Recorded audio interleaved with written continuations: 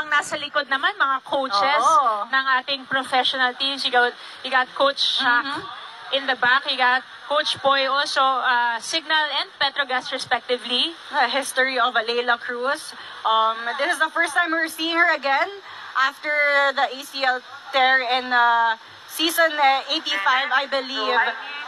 Before she got injured, she was 7th in blocking. She's playing as an opposite hitter, and that's where we also saw Shivana Lapot because she replaced Leila Cruz. So it's interesting to see Leila Cruz in this combine because she already forgo of her eligibility. I mean, playing years in the UAP and decided to go pros right away. There you go, Thea Gagate. Of course, Thea Gagate, not only a seasoned champion in the collegiate ranks, but is also now part of the Alas Pilipinas edition of our national team.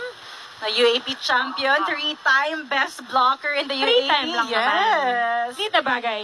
Grabe.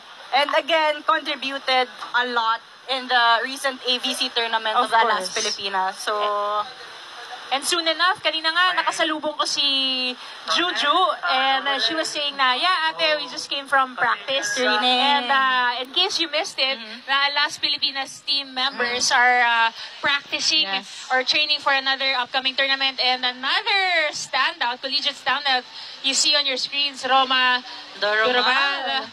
From Ateneo. From Ateneo, yes. Blue Eagle. And one of the hopefuls who are in attendance today. Former captain of Ateneo, so got some leadership skills as well. Hindi lang yung skill sets for volleyball.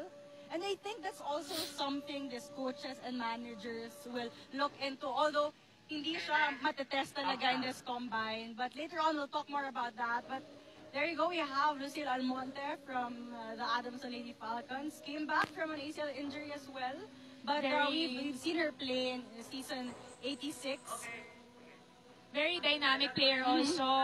We started seeing her play as an outside hitter. And throughout the years, nagsiswitch siya na in between libero and again, an outside hitter for the Adamson Lady Falcons. Yeah, that could also